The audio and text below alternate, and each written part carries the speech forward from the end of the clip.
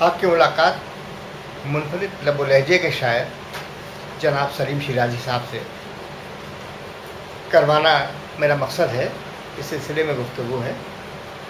جناب سلیم شیرازی صاحب، آپ کی پیدائش لکھنؤ کی ہے. وہ کیا حالات تھے جنہوں نے آپ کو دہلی ہجرت کرنے پر آمادہ کر دیا؟ بھائی اصل میں جس زمانے میں لکھنؤ سے دہلی آیا وہ زمانہ لکھنؤ کے زوال کا زمانہ تھا اور بڑی قلاشیوں کا زمانہ تھا، بڑی مفلسی کا زمانہ تھا، بے روزگاری کا زمانہ تھا. ایک میں ہی نہیں، مجھ جیسے سینکڑوں لوگوں نے اس طرح مطلب یہ ہے کہ نقل وطن کیا تاکہ کم از کم یہ ہے کہ عزت کی روزی تو کما کے کھا سکیں. لیکن یہ کہ میں بہت سی، مجھے یہ کہنے میں کوئی بات نہیں کہ میری ذہنی تہذیب لکھنؤ سے ہوئی ہے، کیونکہ ہمارے وہاں عورتیں شادیوں میں بھی ڈھولک پر غزلیں پڑھتی تھیں کہ ابھی تو مجھ کو تصور ہوا کہ آئے گا بلند ہو گئی دیوار قید خانے کی، اب وہ رلا دیا ہے تو رونے دو، اپنا سمجھاؤ، وہ لگا کہ آگ لگ کوشش کرو بجھانے کی. اور کیا اسی طرح مطلب ہمارے وہاں عورتیں غزلیں کے آپ کے لہجے میں لکھنؤ کا بڑا اثر نظر آتا ہے. آپ لکھنؤ کی جو لکھنؤ اسکول ہے اس سے کہاں تک اثر انداز ہوئے؟ بھائی دیکھیے ایسا ہے کہ میرا اپنا خیال یہ ہے کہ لکھنؤ اسکول کی زبان معیار کی زبان ہے. وہ رہی ہوگی ایک زمانے میں دہلی کی زبان کی معیار کی، دہلی اسکول کی زبان، لیکن میں نے جب سے آنکھ کھولی اور اب تک لکھنؤ کی جو زبان ہے وہ معیار کی زبان ہے، اخبار کی زبان ہے، ریڈیو کی زبان ہے، دوردرشن کی زبان ہے، جو مطلب عام فہم زبان ہے، سادہ زبان ہے، لیکن یہ کہ معیار کی ہے. وہ جس میں آج کل جیسے لوگوں پر مطلب یہ ہو گیا کہ وہ ہندی کا مزاج آ گیا ہے، آج کل اخباروں میں جو سرخیاں لگانے لگے ہیں، یہ لکھنؤ کی زبان نہیں ہے. لکھنؤ کی زبان تو معیار کی زبان ہے بھائی. میر انیس کی شاعری کو کیا ہم لکھنؤ اسکول سے مشابہ کر سکتے ہیں؟ میر انیس لکھنؤ اسکول کی نمائندگی کرتے ہیں بھائی. میر انیس نے بہت بڑی قربانی دی ہے، اپنا شعری کردار قربان کیا ہے مرثیے پر. دبیر اور دہلی سے تعلق رکھتے تھے. دبیر اور انیس کی زبان میں کیا فرق پاتے ہیں؟ دیکھیے ایسا ہے کہ دبیر کی زبان چونکہ نواب تھے اور بڑے ٹھسے کے نواب گھرانے کے تھے، تو ان کی زبان میں تو وہی ٹھسا ہے نواب گھرانوں کا. لیکن میر انیس مجھے بتایا گیا کہ سال میں 2 مرثیے کہتے تھے دبیر صاحب، انیس صاحب، میر انیس، اور کہیں نہیں جاتے تھے. بس مطلب یہ کہ کسی کوئی رئیس لکھواتا تھا، وہ ان کے وہاں مرثیہ پڑھتے تھے. سال میں 2 رئیسوں کے وہاں مرثیہ پڑھتے تھے. اس سے جو کچھ ملتا تھا اس سے انہوں نے کبھی کسی کے سامنے ہاتھ نہیں پھیلایا.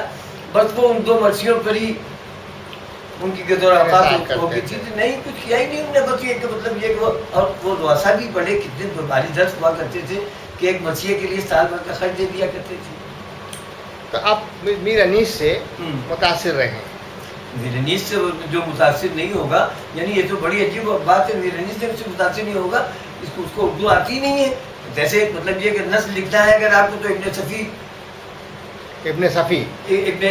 صفی کو پڑھنا پڑے گا. آپ کو اگر آپ کو نثر لکھنی ہے سیکھنی ہے تو آپ کو ابن صفی کو پڑھنا پڑے گا. اسی لیے اور بڑی، حالانکہ ابن صفی تو انگریزی کا آدمی تھا، میر انیس اللہ قانون اور انگریزی کا آدمی نہیں تھے، لیکن دونوں کی زبانوں میں وہ نفسیاتی مماثلت ہے جو کہیں نہیں پائی جائے گی. آپ کس سن میں آئے ہیں دہلی؟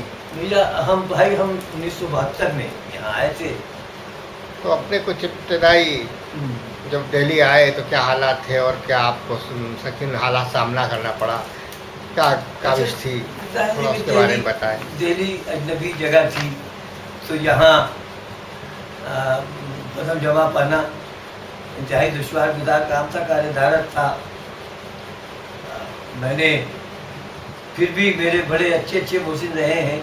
مطلب یہ کہ اکاؤنٹنٹ جنرل سینٹرل ریونیوز ایک دفتر ہوا کرتا تھا یہاں،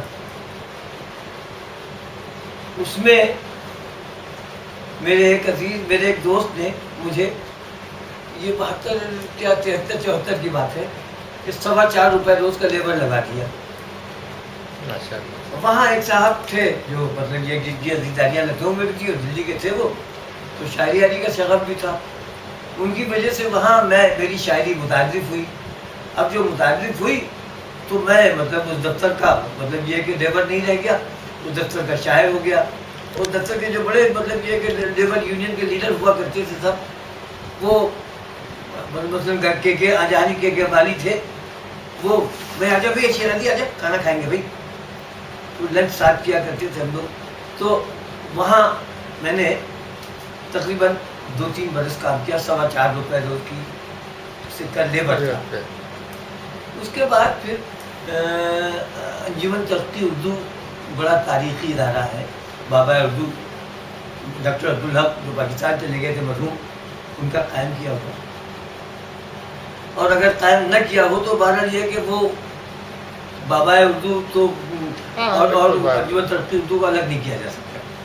تو اس میں نے کام کیا 180 روپے میں، کوئی 180 روپے مہینے کی نوکری میں نے کی. وہاں ہماری زبان ایک افسردہ آدمی نکلتا ہے، علمی افسردہ ہے وہ ہماری زبان.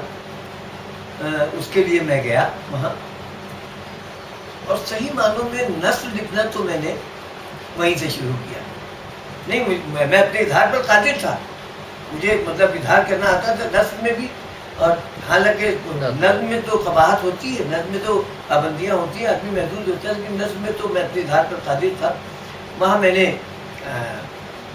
لکھا پڑھا، کچھ تبصرے کیے، کچھ ادھر کیے، کچھ تبصرے لکھنؤ کے لوگوں کو پسند بھی نہیں آئے. تو اب صحافت میں کیسے آ گئے؟ صحافت اس میں ہمارا بچپن کا شوق تھا.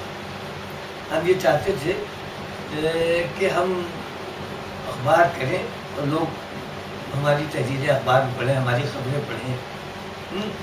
اور ہم مطلب یہ ہے کہ یہی نہیں بلکہ ہم سماج کے مطلب یہ کہ ان گوشوں پر بھی روشنی ڈال سکیں جہاں انسانی محرومیاں کرتیں بدلتی رہتی ہے، انسانی یعنی تاکہ مطلب ہم اپنے سماج کے دین اپنا کچھ مطلب یہ ہے کہ فریضہ ادا کر سکیں. یہ کچھ ایسے ہی کچھ تھے معاملے. ہمیں صحافت کے گلیمر سے کبھی کوئی دلچسپی نہیں رہی. ورنہ یہ کہ دلی میں لوگ تو ایوارڈ مانگتے ہیں، ایوارڈ خریدتے ہیں. دلی میں کیا ہر جگہ یہ ہوتا ہے؟ میں نے آج تک کبھی اس طرح سوچا ہی نہیں. بس میں نے مطلب یہ کہ کوشش کی کہ بار میں کروں، اور اچھا لگا. میں نے خود بھی اپنے کئی روزنامے نکالے. اپنے روزنامے نکالے. سب کی آواز جدید آج بھی نیٹ پر موجود ہے. اچھا ماشاء اللہ، RNI کے نیٹ پر ہے. لیکن یہ کہ اب میری ہمت نہیں ہوتی اس کو جاری کرنے کی، کیونکہ اب اس کو جاری کرنے کا مطلب 50 لاکھ روپے چاہیے. اب کن اخبارات سے منسلک رہے ہیں؟ دیکھیے، ایک تو ہماری زبان کا میں نے تذکرہ کیا. اس کے علاوہ یہی بہادر شاہ ظفر مارگ سے ہی نکلتا تھا روزنامہ، نکلتا ہے آج بھی روزنامہ پرتاپ. اس میں نے ترجمہ کیا اشتہارات کا، خبریں لکھی، کیا. اس کے ساتھ ہی مطلب میں چونکہ لکھنؤ سے آیا تھا، میں نے ہندی پڑھی تھی. میں نے اردو سے تو ہندی پڑھی نہیں تھی، تو میں نے پھر ہندی میں کام کیا. ویر ارجن میں وہیں کیا ہوتا تھا. اچھا، ہندی میں بھی کام کیا؟ ہندی روزنامہ شام کا ویر ارجن جو نکلتا تھا وہ تو اس میں ہماری مطلب اسکوپ خبریں ہوتی تھی بھائی. اچھا، بڑی اسکوپ مطلب یہ کہ ایسی اسکوپ خبریں ہوتی تھی کہ لوگ اس کا نوٹس لیتے تھے. بڑا یہ زمانہ تھا جب وہ بھنڈرا والے کا معاملہ ہوا تھا. ہاں وہ سب 72 شاید تھا غالباً. اس زمانے میں بات کی بات ہے. اچھا، اس میں معاملہ یہ کہ جن لوگوں کا انگریزی میں ہاتھ تنگ ہوتا ہے نا، وہ تو چیزوں کو دیکھتے نہیں. میں چونکہ انگریزی اخبار بڑی انعامات سے توجہ سے پڑھتا ہوں، مجھے خبر نظر آ جاتی, میں نے اس کو نکال کے لگا دی کہ بھنڈرا والا زندہ ہے.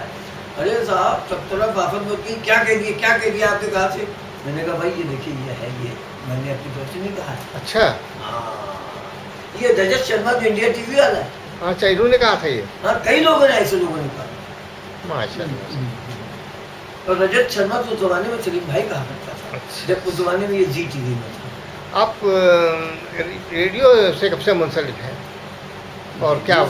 ریڈیو سے تو میں خیال 30 برس تو ہو گئے. جب میں جوان تھا تو نئی نسل نئی روشنی لکھا کرتا تھا, جب اردو سروس کا پروگرام, اردو مجلس کا پروگرام ہوتا تھا, نسل مجھے تھوڑی بہت لکھنی آتی تھی تو وہ لکھ دیتا تھا اپنی. پھر اردو شعر بھی پڑھتا تھا اردو سروس میں, اردو مجلس میں.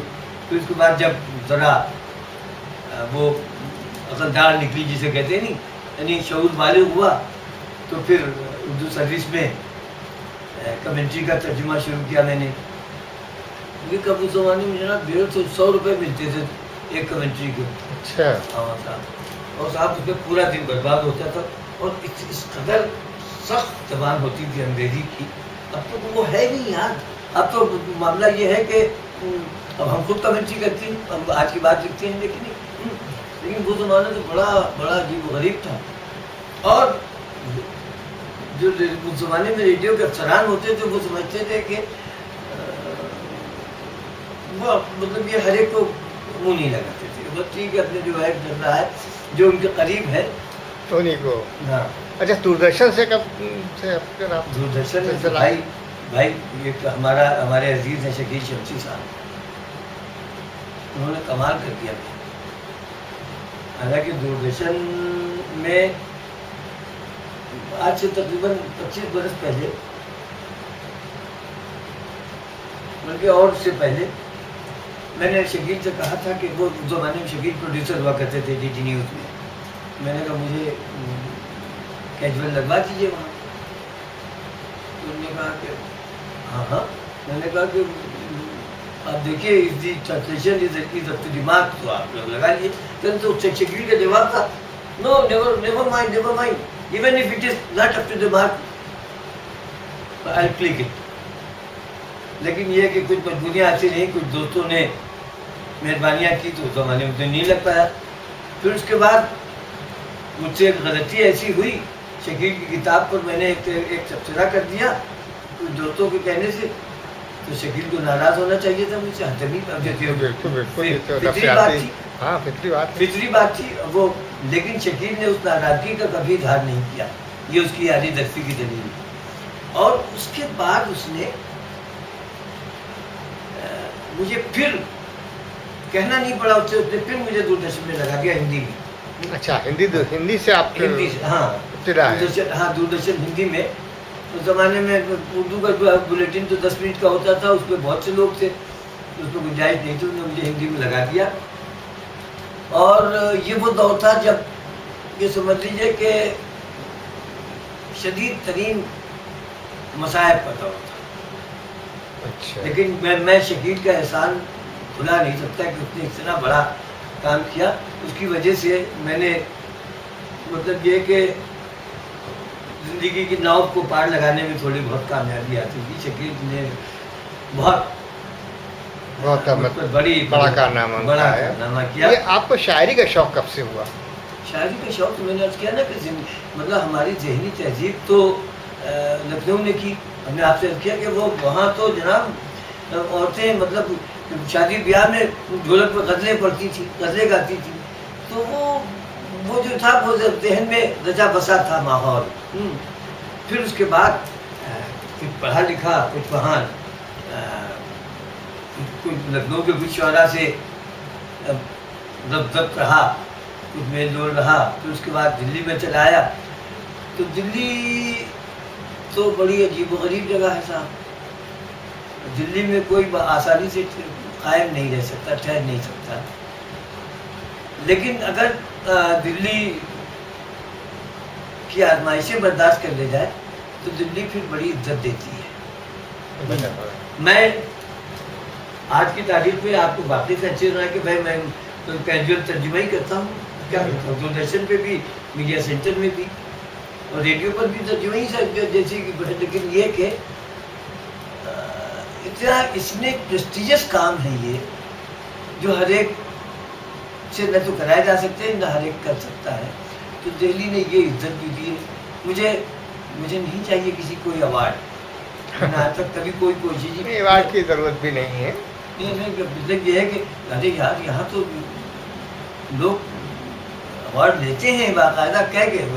ایک صاحب تھے ہمارے ساتھ، آپ نے لال قلعے میں بھی تو پڑھا ہے. ہاں لال قلعے میں نے 1977 میں پڑھا ہے، جب میں وہ ڈی اے وی پی کا ایک جو ہفتہ روزہ اخبار نکلتا تھا، انگریزی، اردو، ہندی، پنجابی اور کئی زبانوں میں، روزگار سماچار، امپلائمنٹ نیوز انگریزی میں نکلتا تھا. اس میں میں ترجمہ کرتا تھا. اس میں میرے ایک بزرگ دوست ہوا کرتے تھے بہار بڑھنی مرحوم.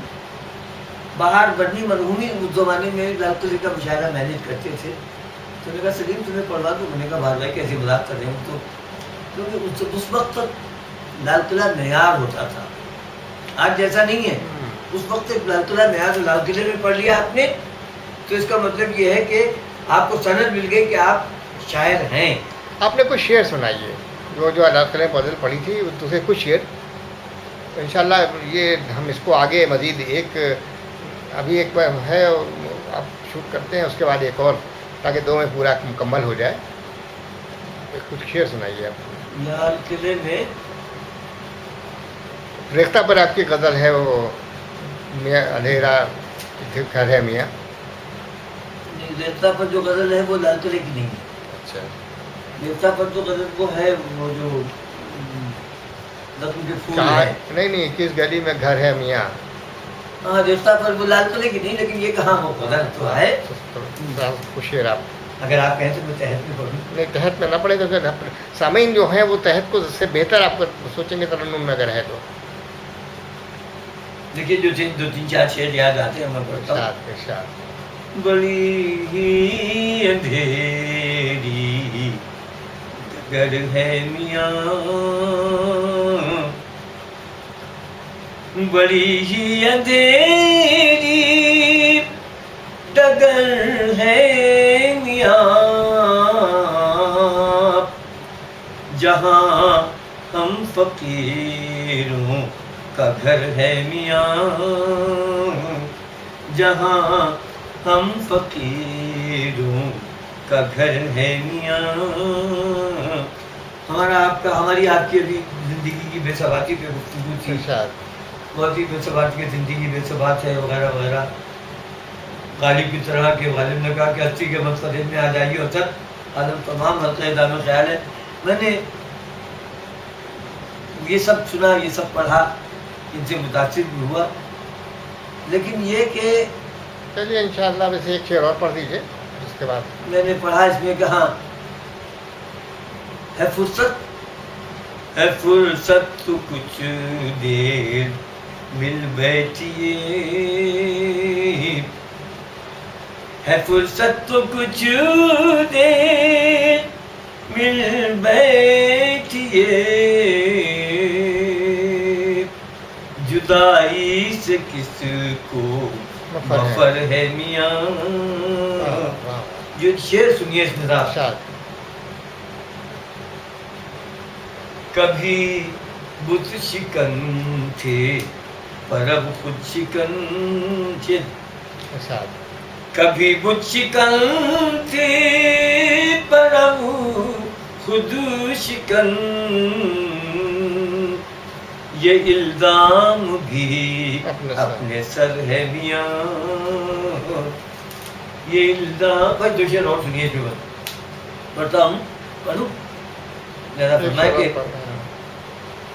تو پھر کج کلاہی پائسرار کیوں، تو پھر کج کلاہی پائسرار کیوں، اگر سنگ باری کا ڈر ہے میاں، اگر سنگ باری.